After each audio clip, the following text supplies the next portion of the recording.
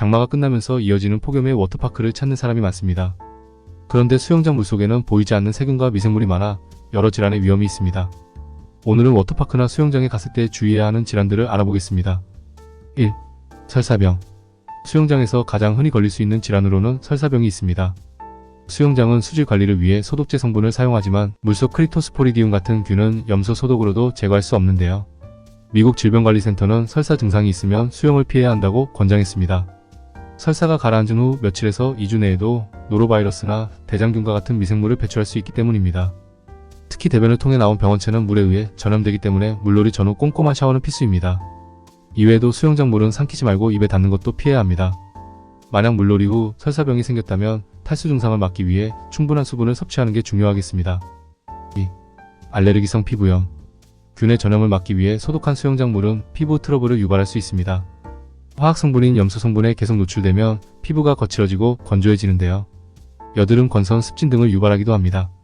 특히 아토피성 피부염을 갖고 있다면 악화될 수 있어 더욱 주의해야 합니다. 알레르기성 피부 질환이 있는 사람들은 피부가 예민해 저농도의 자극에도 반응을 보일 수 있기 때문입니다. 따라서 피부가 민감한 사람은 수영장 물에 오래 있는 것을 피하는 게 좋겠습니다. 물놀이 후에는 잔여 성분이 남아있지 않도록 깨끗이 씻어내야 합니다. 만약 수영장을 다녀온 뒤 피부가 건조하고 가렵고 빨개진다면 피부과를 찾아야 합니다. 3. 유행성 결막염. 유행성 결막염도 물놀이 후 걸리기 쉬운 질환입니다.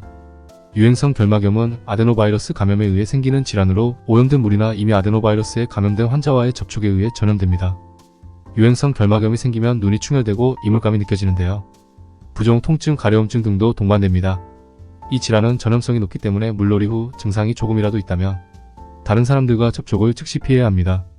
물놀이를 할 때는 눈 보호를 위해 반드시 물안경을 착용하고 서클렌즈나 콘택트렌즈 착용은 피해야 합니다. 렌즈를 끼면 각막에 산소 공급이 제대로 되지 않고 세균 감염에 취약해지기 때문인데요. 또한 절대 씻지 않은 손으로 눈을 비비거나 만지지 않도록 주의가 필요합니다. 4. 지렴. 여성의 경우 수영장에서 물놀이 후 지렴을 주의해야 합니다. 지렴은 질에 세균이 감염돼 염증이 생기는 것으로 기온이 높고 습한 여름철에 더욱 심해집니다. 특히 물에서 균의 활동이 활발해지고 곰팡이성 질환이라는 특성상 사람이 많을수록 감염될 위험이 커집니다. 게다가 생식기를 물에 젖은 채 내버려두면 곰팡이 등 균이 증식하기 쉽습니다. 따라서 수영을 한 뒤에는 생식기를 신경 써서 완전히 말린 후 속옷을 입어야 합니다. 만약 물놀이 후 질분비물이 많아졌거나 심한 냄새, 가려운 증상이 있으면 지렴을 의심해 봐야 합니다.